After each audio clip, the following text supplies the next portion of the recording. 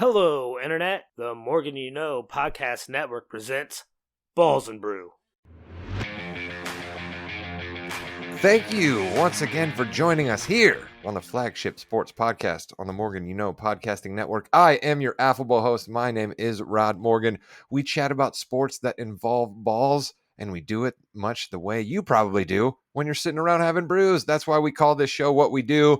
I need the people to talk sports with. Joining me is the executive producer of this podcast, the executive producer of the Morgan You Know podcast, the executive producer of the Yeah We Know In the Ring with Jimmy, Rod, and Chris podcast. This guy is busy, and he still has time to come on here and give us his terrible football takes. It's Jimmy Jamriska. Jimmy, hello. You smell that, Rod? I smell two things. I smell my bad picks and NFL football right around the corner. Can't wait. We are ever so close. This will be the last time where Josh Williams will not be picking a live game for us. He is excited about that, I know. But before we get to our handicapper, Josh Williams, we have to go down to the NC, North Carolina. Raise up, take your shirt off, twist it around your hand, spin it like a helicopter. It's Petey Pablo. No, it's not Petey Pablo. That'd be cool if it was Petey Pablo, but it is our guy, Chris King. Chris, hello. What is up, guys? And let me tell you, the listeners out there, if you guys aren't getting your grill type prep work in now, you're going to be hurting come football season.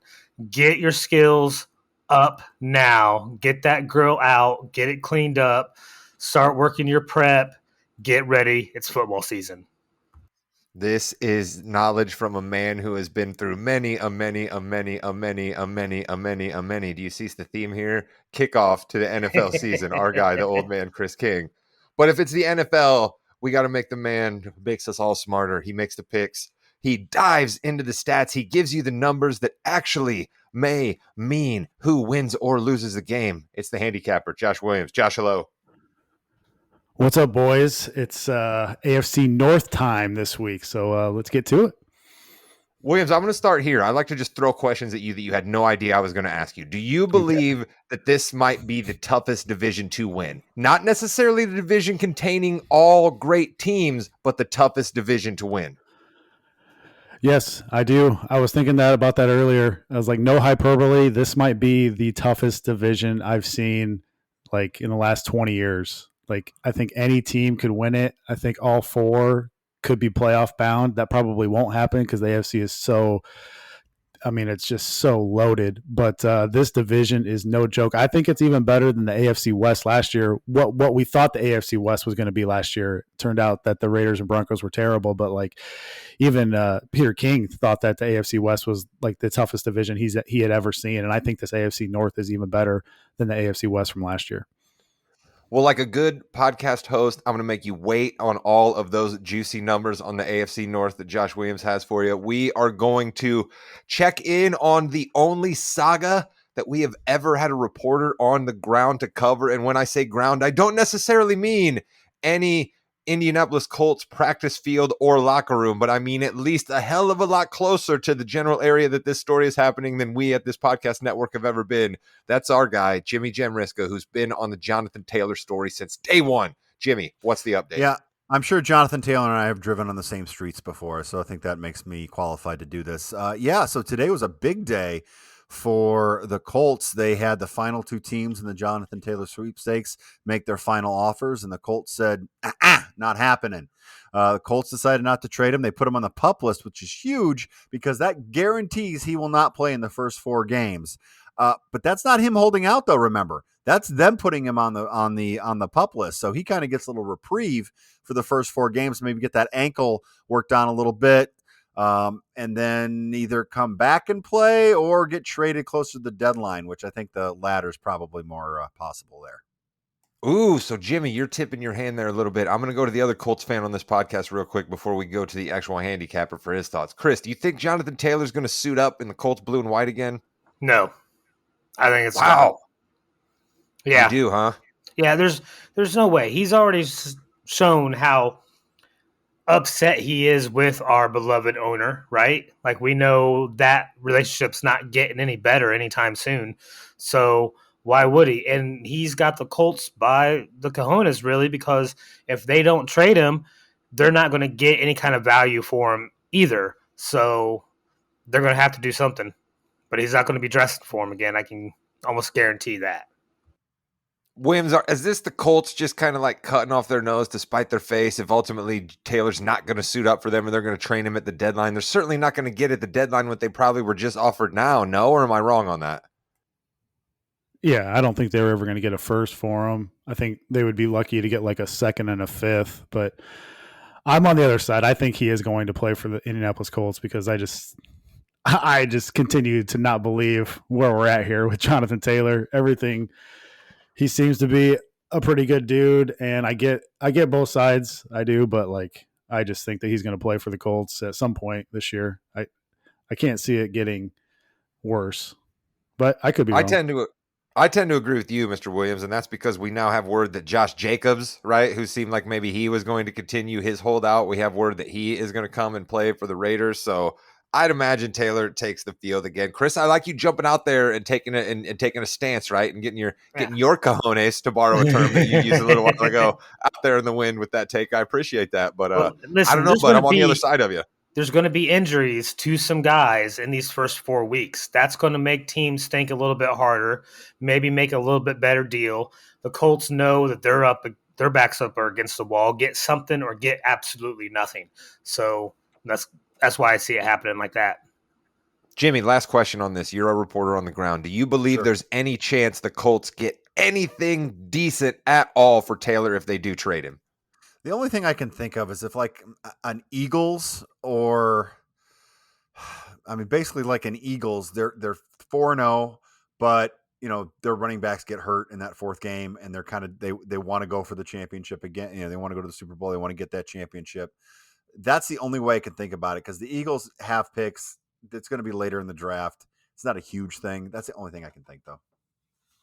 I think you're on to something there, Jimmy. The NFL is often a game of attrition. Guys are going to go down. Teams that didn't think they were going to be contenders might be contending right around the trade deadline and all of a sudden think they need a running game.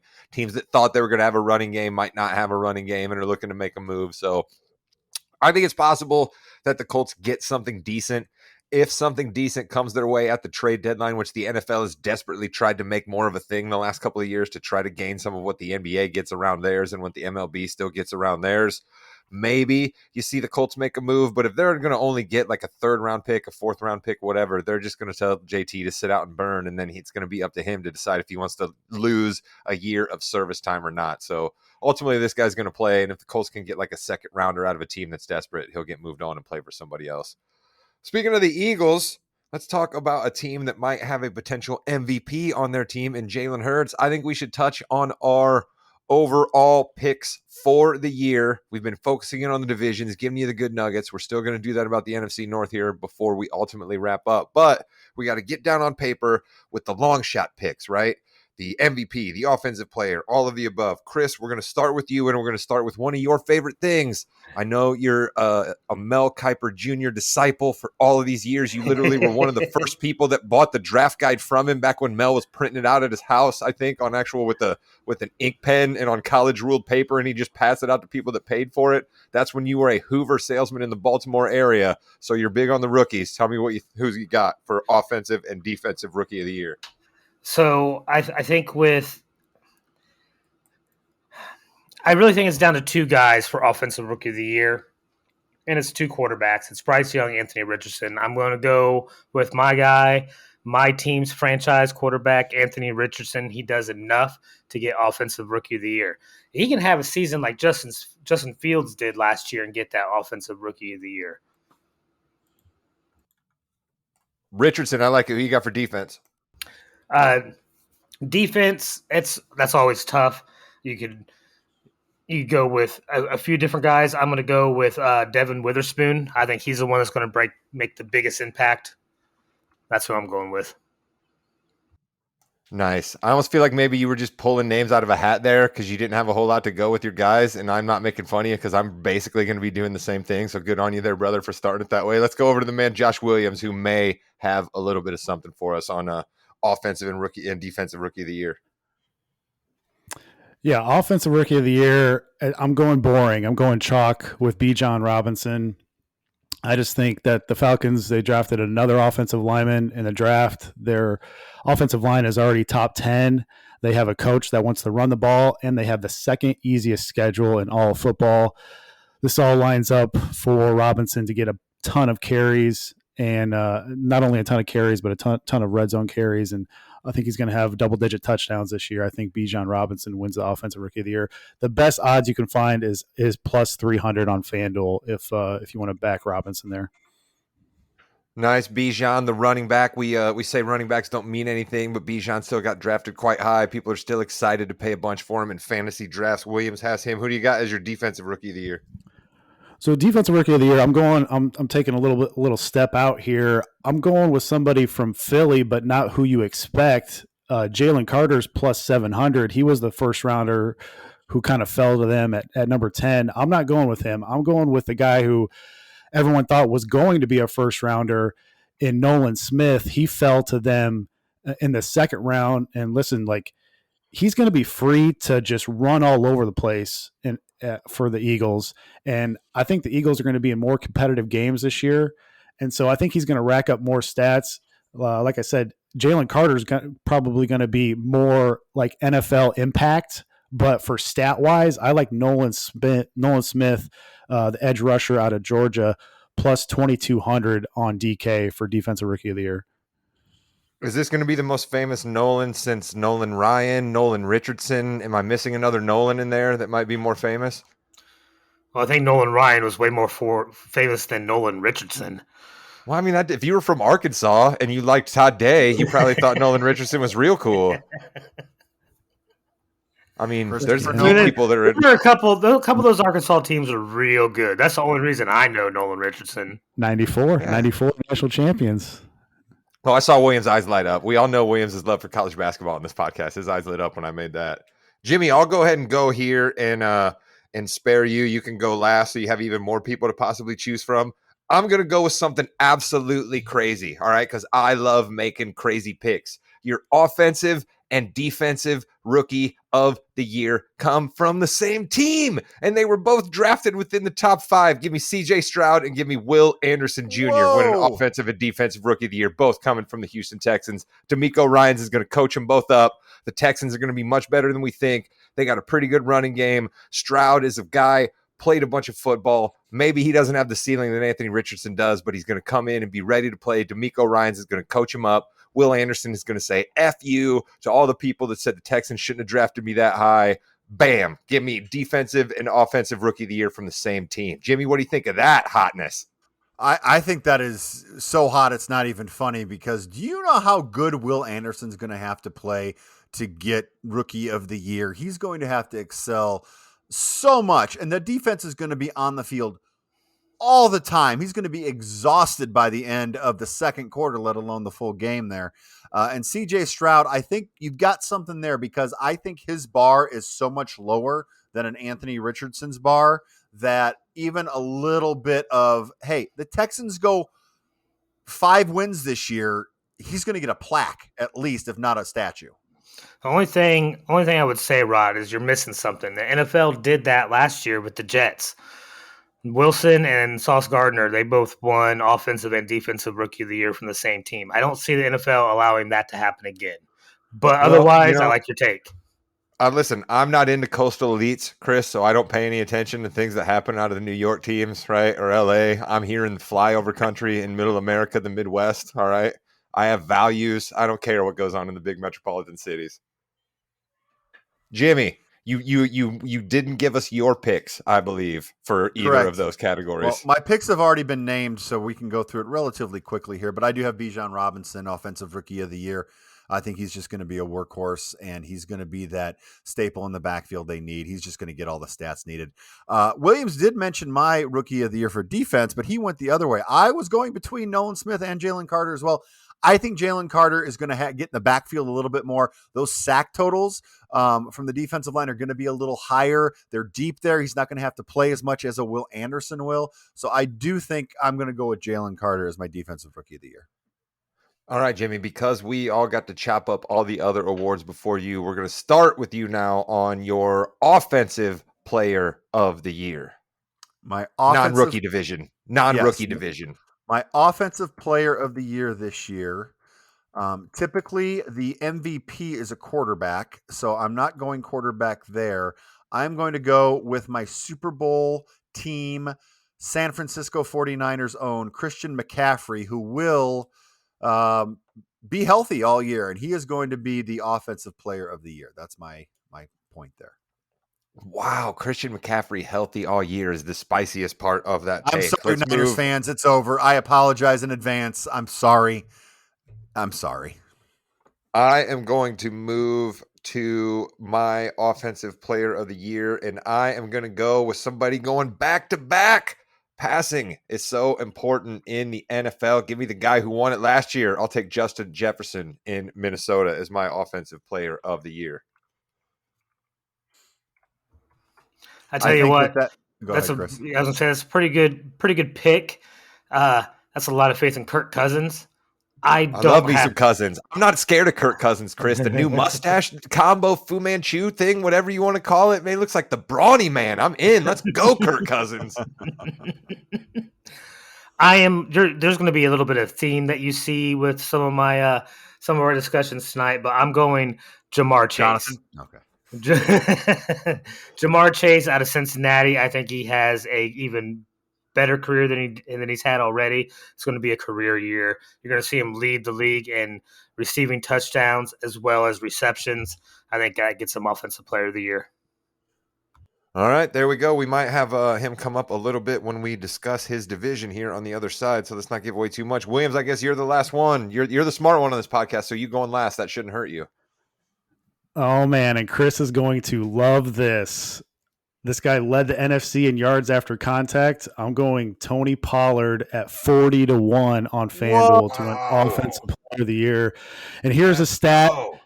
You know McCarthy loves to run. You know Brian Schottenheimer loves to run. Here's an old man stat that Mike McCarthy is going to reference this year. Games where Pollard gets 15-plus touches, the Cowboys are 8-0, and they average 37 points per game. You don't think Mike McCarthy is going to give the ball to Tony Pollard? Zeke is no longer there. Who's going to score the touchdowns inside the 5-yard line? It's going to be Tony Pollard. He's going to get double-digit touchdowns this year. I'm telling you, he's going to be a fantasy asset for anybody who picks him up on their team this year. He can do a lot more out of the backfield than what Zeke could because you can throw to him where you couldn't really throw to Zeke. He can't block like Zeke could, but he's going to be able to do more in open space, get the ball in more different ways. I love the pick. 40-1, I didn't realize those were the odds. You could make a killing if that comes true. On FanDuel, yeah. FanDuel has the best odds there for Pollard, 40-1, yep. All right, Chris, you love defense. You hyped your Cowboys defense last year. Do you have, I'm going to borrow the phrase again, cojones enough to pick the defensive player of the year from your Dallas Cowboys? Go. Yes, I do. Micah Parsons. Of course. I still think he is the most game-changing defensive player that's playing right now. I know that you could make arguments for TJ Watt or Aaron Donald or even Nick Bosa, but I think Micah Parsons, as versatile as he is, the amount of positions he can play in that front seven makes him more valuable than any other defensive player in the league. Okay. I kind of thought you'd be going with Parsons. I like that. Williams, do you want to go or do you want to wait? I mean, we all know that you're the expert here, but technically I guess you could go here. We don't have to spend much time with my pick because I'm going Micah Parsons also. Okay. Yeah, it's plus 500 on DK. I do have he's one guy who gets his defensive coordinator back. Remember, Bosa loses his defensive coordinator and Ryan's. Not that defensive coordinators make that huge of a difference for star players, but it's still something. And I think Micah Parsons has a chip on his shoulder after not getting the defensive player of the year last year. I think in the first half he was a defensive player of the year, and then in the second half it was Bosa. Bosa ended up winning.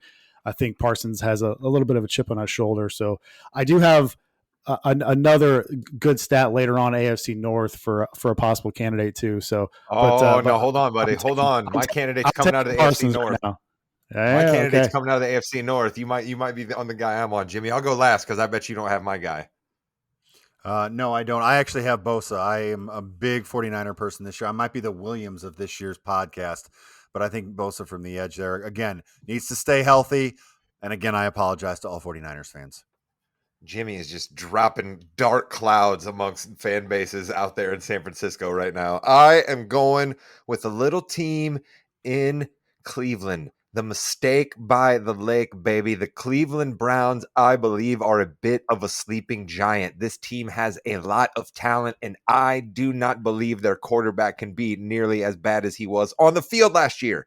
I'm not talking about anything that man does off the field ever again, but on the field, I don't believe Deshaun Watson can ever be that bad.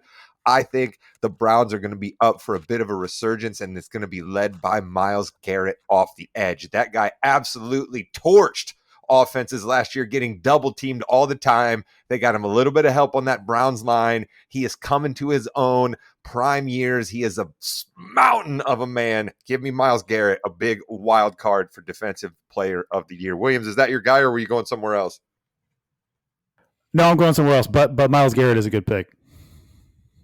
Well, I love it. I love that he placates me like that, Jimmy. Don't you just love that he does that to me because he knows It's like, that's fine. You're wrong, but it's fine. Micah Parsons is better. You're fine. All these guys we have. Really good. Let's save the big boy for last. Let's go to comeback player of the year, and we can all do this quickly, right? Does anybody want to come on this podcast and say anybody other than Damar Hamlin is winning comeback player of the year?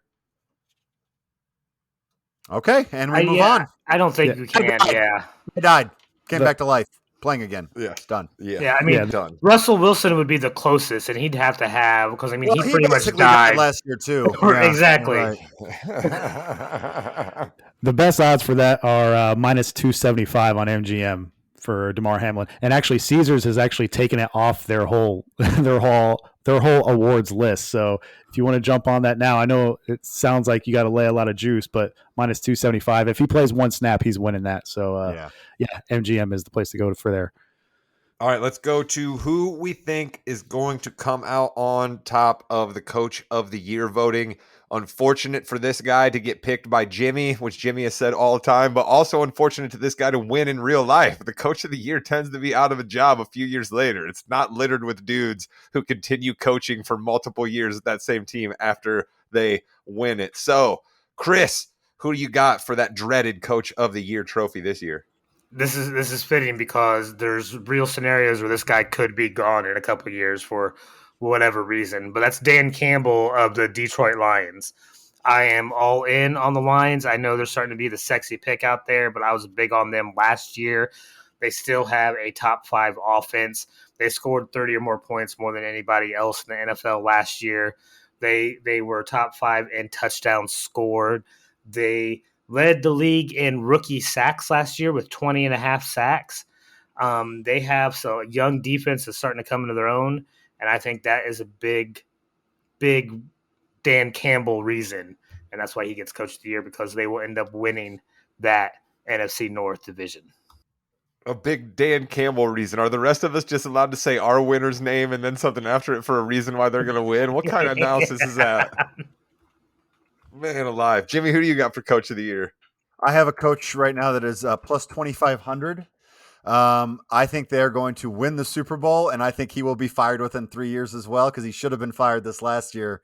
I apologize to my California teams. Brandon Staley, Coach of the Year. Wow. Man, I thought I was ripping East Coast and West Coast elites. Jimmy is just absolutely torching West Coast elites at this moment. My goodness. I love the fact that I'm picking them to do very well, but we all know what's going to happen. So I think the Chargers are going to have a very solid regular season and then make a run in the playoffs. And I think if they do that, Staley's going to be the Coach of the Year. All right, Jimmy's got Staley. Williams, you have. Yeah, I'm kind of giving away something here because we haven't went over. This is the only division that we haven't gone over. We'll get to the AFC East next week, but I'm going to go Mike McDaniel, 20-1. You can find that on FanDuel or MGM. I know they made the playoffs last year with 9 wins, but I think this team could take another jump, and it's mostly because they bring in Vic Fangio as defensive coordinator. So if you have, ago, you just told us defensive coordinators don't matter. Yeah, well, except for him, he matters. He actually kind of for elite players. But if you bring the scheme in, Fangio has done a great job as a defensive coordinator. So I think Miami has a ton of speed, And I just think they're going to take the next step this year. Mike McDaniel 20-1. You can get that on FanDuel or MGM.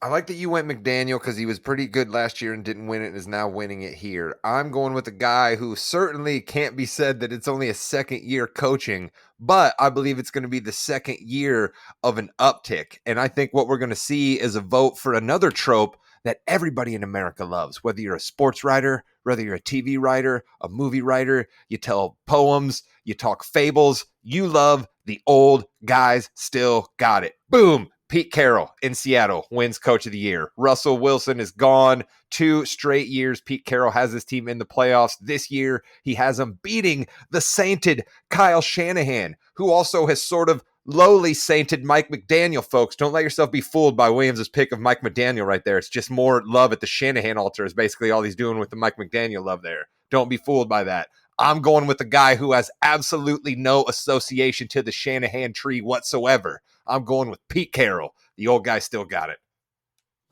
I like that pick. That took some cojones, but I like that pick.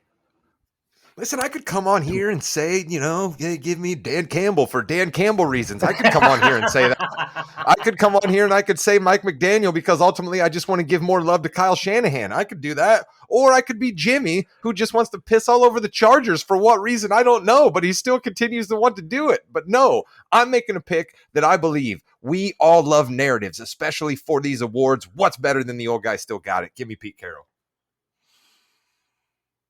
25-1 on DK. That's a good If they win the West, it's definitely live. See, I mean, somebody's got to bring charisma to this thing, guys. All right, this is the big boy. This is the pomp, the circumstance, drum roll, fireworks, all of the above. MVP. It's going to be a quarterback. It's going to be one of probably 3 quarterbacks. Which one is it going to be? Jimmy. Oh, let me tell you, I am going with someone who is plus 1,200 right now on DraftKings. I am going with the epitome of quarterbacks. If you mold a quarterback out of clay, you get Justin Herbert for the Chargers, and he will be your MVP this season. Awesome quarterback, terrific all around, and after this season, he will be a winner as well. So, Chris King, enjoy. I mean, Jimmy did pick the Raiders to win last year, right? I was going to use a Cardinals joke, but yeah, the Raiders is fine. It's either going to be I'm going to destroy you or you're going to bring up the Justin Herbert thing for the rest of our lives. It's a win either way. I'm fine with it. Jimmy woke up this morning and chose violence for the West Coast. I absolutely love it. Love it. You should look out for earthquakes if you live out there right now because that whole half of the state may just go. Hey, you know what? We didn't mention this earlier.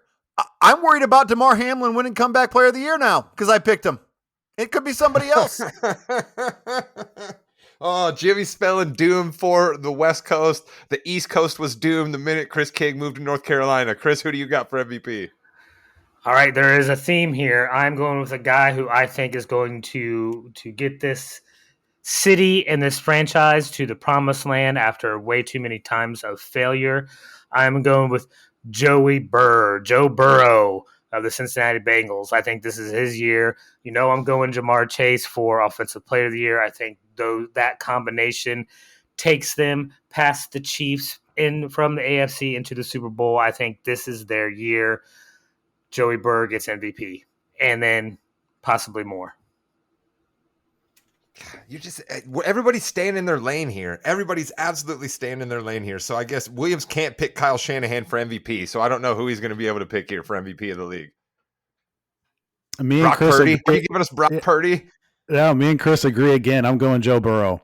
It's win now mode for the Bengals. Wow. And Burrow, Chase, and T. Higgins are all getting paid under $24 million combined this year. Since he faces a top 3 schedule they faced a top 3 schedule of opposing Ds last year. This year, it's a middling schedule of opposing Ds and an even worse schedule of opposing pass defenses. You can find Burrow at plus 750 on DK. I think this is the year he finally gets it. Plus 750. That's cute. I'm going to give you somebody who's even higher than plus 750, baby. I'm going to give you the NFL's version of Ronnie Sunshine Bass. Jacksonville Jaguars slinger Trevor Lawrence. Let's go. He's going to lead the league in touchdowns and yards in a Doug Peterson offense. Second year, he's got a deep wide receiver room, and he's got a running back who can catch passes out of the backfield. Give me Trevor Lawrence, Ronnie, Sunshine Bass, MVP. Wasn't he just complaining about staying in our lanes and he's just going to go with a Jacksonville guy? I knew that was coming. Yeah, shocking that Rod kind of dupes us there. Listen, I think this is a fun pick. The Jaguars would have to have a very good year. I mean, we're talking 13, 14 wins for him to be in consideration there. But if you look at all the other picks, we have Joe Burrow, how is he going to do this year? And is he even starting week one? Is he even starting week one? Do we know that? Has it been confirmed? Don't need him.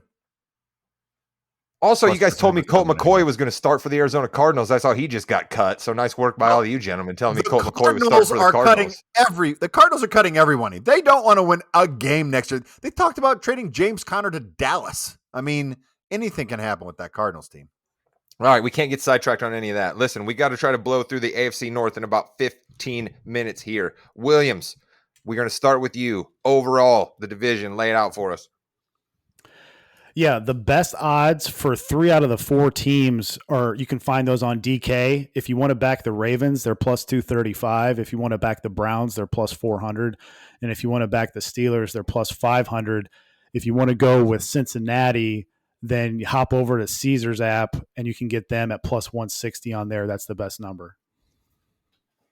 The Tomlin rah-rah spot, baby. Listen, man, the Tomlin rah-rah spot is intriguing me. I think I gave away maybe where I'm leaning in this division when I went my defensive player, but you know I love me some Tomlin rah-rah spot. Let's start with the Bengals. I mean, it sounds like they got the lowest odds possibly. You guys pick big things out of Joey Burr. Chris picks big things out of Jamar Chase. What do we think of the Bengals, Williams? Yeah, and I don't have any problem waiting on taking Burrow for the MVP because he has consistently got off to slow starts because he's missed off-season work every year of his career. And Zach Taylor, midway through the year, finally stopped running it so much on first downs. He finally stopped running it on second and longs. They actually finished with the second highest pass rate over expectation last year by the end of the year, only behind the Andy Reid-led Kansas City Chiefs. And like I said earlier, they faced a top 3 schedule of opposing Ds last year, and now they get a middling schedule of opposing Ds. They did spend some money on the O-line. They were 30th last year in pass block win rate. They went out and got Orlando Brown from KC at offensive tackle. He was a top 20 tackle last year. And the defense, our favorite defensive coordinator is back, baby, Lou Anarumo. This group that finished number 1 in opponent passer rating and opponent completion percentage. They did lose 2 safeties, though, in Von Bell and Jesse Bates. And Awuzie, another corner, tore his ACL 10 months ago, so we'll see if he can come back. But Mike Hilton's a great slot corner. They still have Trey Hendrickson on the D-line. These players love playing for Anarumo. He's got the best second-half adjustments. They did spend – they had the 3rd most expensive D-line in the NFL, but they were only 21st in pass rush win rate, so that's something they do have to improve on. But they face a below-average schedule of opposing offensive lines this year, so that D-line should be better. And I think since he's going to give up some points this year, losing those 2 safeties in the 3 preseason games, the opponent's first couple of drives, they all exposed the Bengals in the middle of the field. But I love this offense. Burrow, Chase, Higgins, Boyd. This offense is ready to go this year. Chris, we all know your love for the Bengals. You were riding the striped train a lot longer than the rest of us. What do you need to clean up about the Bengals that Williams missed? I'm gonna state a trend that I can't believe he didn't bring up. We know how Williams loves his trends, right? It is something that the Bengals did last year that is just almost impossible. They get to the Super Bowl, the next year they go 12-3-1 against the spread. This is a team that has a trend of being undervalued by Vegas, so there's opportunities for our bettors out there to use that undervalued to get them some wins. All right, there we go. I think the Bengals are going to be probably just fine. Williams said it right there. They got 3 top flight players on pretty low contracts at this point. It's going to be tough for them moving forward. Here's the other thing I worry about. Explain to me, Jimmy, why I'm not supposed to be worried that Joey Burrow misses off-season workouts all the time, right? He's been nicked up before. He's nicked up again to start a season. The guy takes a lot of hits. Why should I not be worried about that, Jim? Well, because the Bengals have a track record of overcoming these things, so it should be fine, Rod. See, Jimmy, I knew that's why I'd go to you. Joey B does, though. He is resilient. He is tough. That's why you don't need to get those little nicks and scratches during preseason games or during practices, and just let him go to the regular season and be good. But I would worry about the first couple weeks getting that rhythm back in. That's my only concern with the Bengals there. All right, Williams, I'm going to go to you on this. Tell me who you think is going to be more of a worry in the NFC North. Is it the Ravens or is it the Steelers? Talk about one of those two right here. In the AFC North, I mean, I think it could be any of those three teams. I'll go with the Steelers here, though. I think they're going Nice. to. I think they're going to surprise some people. They're the fourth most profitable team against the spread in the last decade, and Tomlin has never had a losing season in Pittsburgh. Only the Chiefs and Bills in the AFC have had more wins than the Steelers in the last 3 years. And Kenny Pickett improved in the second half of the season last year. The first 9 weeks, he was 28th in EPA per play. The last 9 weeks, he was QB9, mainly because he stopped turning it over. He only had one pick in those final 8 games. And this is notable. He was really good on third downs last year. That's impressive for a young quarterback. He faced a top 5 schedule of opposing Ds last year. That lightens up a bit in 23 with a middling schedule of opposing Ds. Steelers O-line last year, everyone thought that was going to be a major weakness. They were top 7 in pass block win rate. Deontay Johnson will have positive touchdown regression this year. He didn't score any touchdowns last year. And George Pickens is primed to take the next step. He's looked real good in training camp. And this stat is super surprising. Kenny Pickett led the league with a 76% catchable deep ball rate last year. It would be nice if offensive coordinator Matt Canada would call a few more throws down the field in 2023. But the Steelers D is awesome. They allowed, or TJ Watt played about 400 less snaps last year due to injury. And check these splits out. While Watt was on the field for 10 games, the Steelers were second in schedule adjusted defensive efficiency in the 7 games. And in the 7 games Watt missed, the Steelers were dead last in that same category. So they've got Cam Hayward still at nose tackle. They brought in some new linebackers, better against running back passes out of the backfield. So, yeah, the secondary still has Minkah Fitzpatrick. He's elite. He finished top 5 versus the run and versus the pass. They have underrated corner Levi Wallace. They face a below-average schedule of opposing pass offenses. So my continuing best bet for the division this series, we mentioned it earlier, Mike Tomlin has never had a losing season in Pittsburgh. I think the defense is better. I think the offense is better. I'm going with the Steelers over 8.5 wins, minus 145 on DK as the best bet in this division. Williams, I'm hearing some sneaky talk that the best running back in Pittsburgh might not actually be Najee Harris. Do you have anything on that? Yeah, that was my fantasy tidbit, man, was if Najee Harris goes down this year, Jaylen Warren will be a league winner. He will win you your league if Najee Harris goes down. He's explosive. He's got all kinds of balance. He's super fast. He's super strong. The dude is awesome. He just needs touches. And like I said, if Najee goes down at all, Jaylen Warren is the guy to have in fantasy. Chris, you used to be a resident of Pittsburgh. Does Pittsburgh have all the horses that Williams clearly says they do, or are so many of us just getting locked in on the Pittsburgh mystique and the Mike Tomlin mystique here? What do you think? There is a lot to believe in when you talk about the Pittsburgh defense and Mike Tomlin. That's about where I think the belief should stop. We don't know what this offense is going to be yet. We hope and everyone thinks that they're going to be good, but they may not. We don't know if this quarterback is going to take a step back or a step forward yet. Preseason looks promising, but it's still preseason. But you can't count out Mike Tomlin, and you cannot count out TJ Watt in that defense. If TJ Watt stays healthy, that defense is going to be tough to beat. He almost single-handedly beat the Bengals last year. I think that's a sneaky thing people forget, that TJ Watt was out for the majority of the year for Pittsburgh last year. Jimmy, we've got the Steelers, we've got the Bengals, and we've got the Ravens, who we've yet talked about. 3 pretty good teams, and I sneaky think the Browns are good. Who else should we talk about here? Well, I think we need to go back to your Browns here because I really have them fighting the Bengals for that number 1 seed in the North here. I think that Deshaun Watson is going to, even if he's a B quarterback, I think this team on defense is good enough. Obviously, the running game is good enough as well. I really believe that the Browns are going to make the playoffs this year and fight Cincinnati. I think they're going to be number 2. I don't think they're going to beat the Bengals, but I do think the Browns are going to be number 2. And listen, some teams got to finish 4th in this division. It's kind of how it works. Yeah, that's tough, man. That the team that finishes 4th in this division is tough. Williams, I believe you've never said anything incredibly high about Kevin Stefanski. I don't think you've trashed him either, but tell me this. This man has put together pretty good Brown seasons with Jacoby Brissett as his quarterback and Baker Mayfield as his quarterback. So if we get anything resembling close to what Deshaun Watson was his last couple of years in Houston, I mean, that's a heck of a team, no? Yeah, no, and Stefanski was awesome his first year. Second year, not so much. But I've got some Stefanski stats here that are in favor of him. From 2008 to 2019, the Browns never had an offense above league average in schedule adjusted efficiency.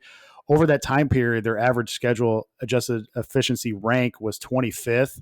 Stefanski, for his first 3 years in Cleveland, has finished 9th, 14th, and 8th in that same category. And like you said, he's done that with Baker, Case Keenum, Nick Mullins, Jacoby Brissett, and extremely rusty Deshaun Watson. And Watson from 17 to 21 was 4th in completion percentage over expectation out of 51 quarterbacks that had 500 throws or more. Stefanski asked him in the offseason, like what plays does he like, what he's comfortable with. So I expect more shotgun, more pistol. I don't think they'll be 28th in pass rate over expectation this year. And their starting old line only played 28% of the snaps together last year. So you have to think that number increases this year. And if you're wondering if Chubb is affected by shotgun or pistol, he's not. He's awesome. He was first in rushing yards over expectation from shotgun and pistol. So no worries there. And they did bring in Elijah Moore, who's a big get for the Browns. And he was extremely affected his last 6 games of 21 when he had competent QB play. The thing that's difficult with Cleveland, man, this is so tough for me. I'm torn. As a natural contrarian, I want to be on the team that the public is fading and that the sharps like, which is Cleveland. And before the season, the sharp bettors were on the Browns over this year. But now they still might be on the over, but there is a lingering concern out there that Watson, again, was just terrible in the preseason. And what if he doesn't revert back to the QB he was in his first 3 seasons? I mean, he has looked really, really bad. And so that's causing me hesitation here on backing Cleveland. Yeah, that's definitely a cause for concern out of me too. I just have to continue to believe that he's going to be good. Just like I said, the same thing out of Russ, and Russ hasn't really sparkled it in his preseason snaps either. So let's just hope that that's the preseason. But Chris, one team we know in this division that has a good quarterback, or at least you sing his praises all the time, and I suppose he's pretty good too. I'm not trying to take shots here, but we haven't talked about the Ravens yet, Chris. What do you think we should know about them before we get Williams' take? The Ravens are at a crossroads, all right? They had Lamar Jackson, former MVP. He's really got to play better than he ever has this year, I think, if the Ravens want to compete for this division. I think they could, but if they don't succeed, Lamar Jackson still has to play so well that they don't blame him for it because he got the contract, he got the money, they got him a receiver. It's up to him. If he does well and has an MVP caliber season, you can see them win this division. But if not, they're going to end up possibly 3rd. Another good coach in Baltimore, and John Harbaugh, want to shout him out. Williams, I imagine here that you think the improvement to the Baltimore passing game doesn't have as much to do with OBJ, who's a big name everybody knows, but probably more the offensive coordinator whose name is Todd Monken, right? Yeah. They bring in offensive coordinator Tom Monken from Georgia. He's one of the best at catering week to week with his game plans, and he wants to open it up for Lamar like Lamar had in Louisville, his offense. And the Ravens faced a loaded box on first downs at a 70% clip last year. That was 9% above league average. Baltimore was 23rd in pass rate above expectation last year. That number is going to go way up this year. And these are the best weapons that Lamar has ever had. You mentioned they added OBJ. They drafted Zay Flowers, who's a diminutive little receiver from Boston College, but he's great after the catch. He's been tearing up training camps all season. And they still have Mark Andrews, and they brought in depth at the receiver position, Nelson Aguilar and Devin Duvernay, and they still have a top 10 offensive line. So if they get some healthy running backs, Dobbins and Gus Edwards, they've both been super efficient when they've been healthy, but they haven't been healthy for very much of their careers. So they go from playing against a top 5 defensive schedule last year to a middling schedule of opposing defenses.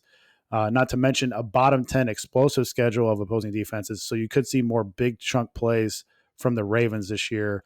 And the red zone offense was 3rd worst last year. If you guys were wondering, yes, I have a split on opposing red zone defenses that they face this year. They're projected to be bottom 10. So here again, we could see this Ravens team score more touchdowns this year. My question is kind of similar to the Jaguars. I think this offense is going to be good. I have major questions about the defensive secondary of the Ravens. I wonder about the Ravens running game a little bit. That gives me a little cause for pause there. Exactly. You said it. 2 guys that are pretty efficient and can do some things around the field, but will they actually be on the field? I still believe a running game can mean a lot for you in this NFL. I also believe what Williams said, that maybe Deshaun Watson might be a tad bit cooked. I can't believe that. The guy can't be as bad as he was. He can't just fall off the earth at that young of an age, but maybe. But I still think that running game will prop them up. What I'm saying here is I'm going with the Browns. Shout out to our guy, Mark Allen, the Cleveland Crippler, who you can hear over on the Yeah We Know podcast every once in a while. He works security for the Brownies. I think it's going to be a fun year for him. I've got Cleveland. Jimmy Jam, who do you got?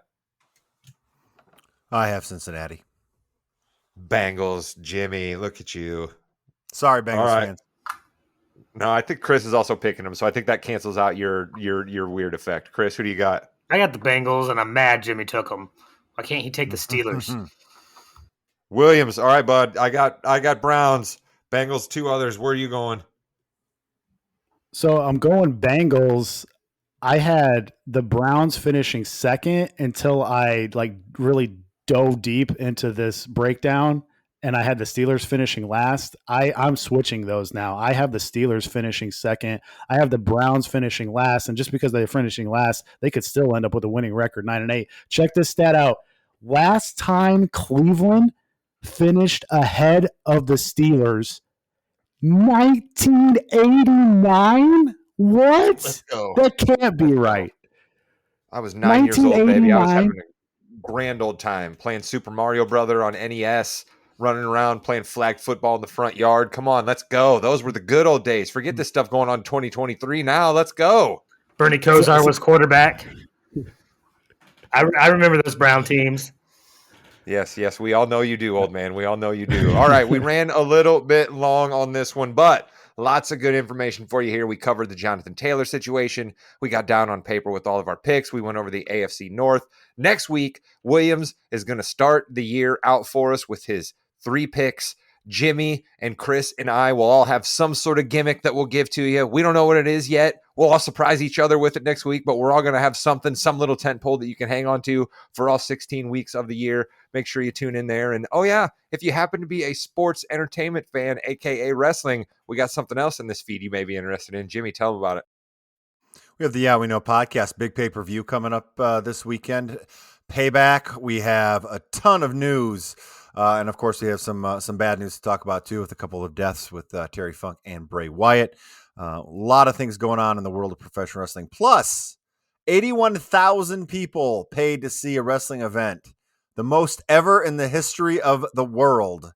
And it was not. Which unfortunately means it will not be covered on the Yeah We Know podcast. What a bummer for all of those folks that paid to see that wrestling event. That's too bad for them if they're not going to get any coverage on the Yeah We Know podcast. Really ashamed, isn't it? Chris, we also have a very special pop culture episode coming up for the people on the Morgan, that you participated in. Why don't you tell them about that real quick before we go? Yeah, we are drafting the best comedies of the past 20 years. And there were some questionable picks out there. There were some picks that maybe shouldn't have been comedy picks, but it is a great podcast. You guys will learn that my picks were the best out of everyone's. There's some other people that had some questionable ideas and didn't know what they were going to do, but it's a great podcast. There are some great comedies that we talk about, and you guys need to listen up. Chris, you're so full of it, and everybody listening right now knows it. Jimmy's speechless right now. Because he wants you to end the podcast. He's mad we're running long. Goodbye, Internet.